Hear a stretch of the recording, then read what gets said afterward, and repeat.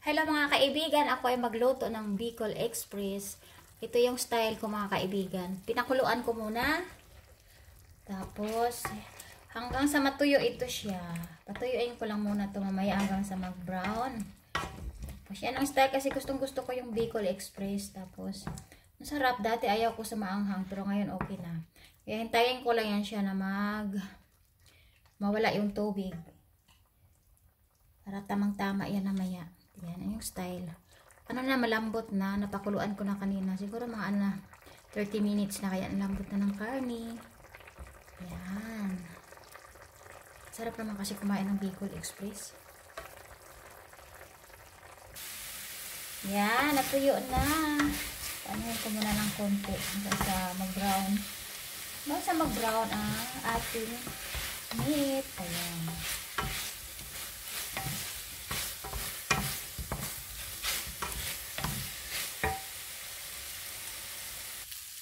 Ayan, tapos lagyan ko ng konting mantika. Diyan ko naigisa yung bawang ko. Ayan, para bilisahan na. Wala nang lipat-lipat. So, ayan. Medyo brown na siya, pero okay na yan. Tapos, ilagay natin ang ating luya muna.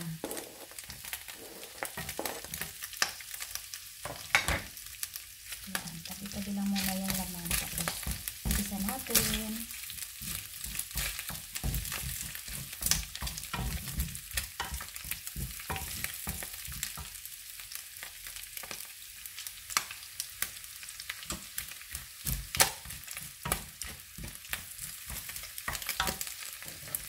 Tapos, ang ating bawang. Ayan. Oy, nagsalsik ng taba.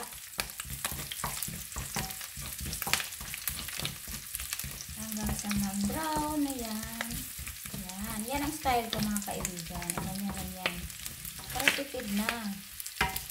Tapos halo na natin. Halo na.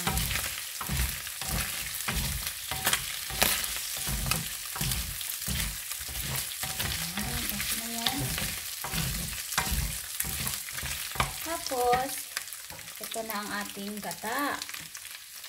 Yan, lagyan natin ng gata.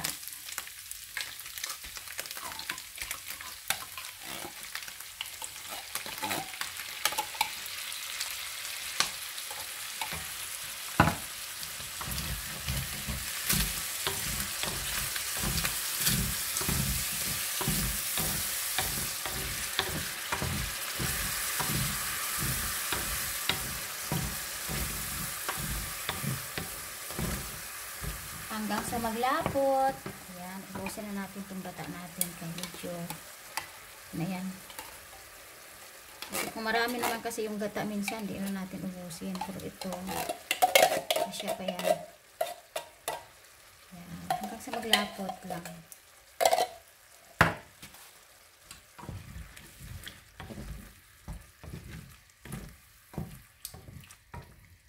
Tapos pakuluan lang natin na walang takip para makita natin. Tapos yung paminta, haluan natin ng paminta.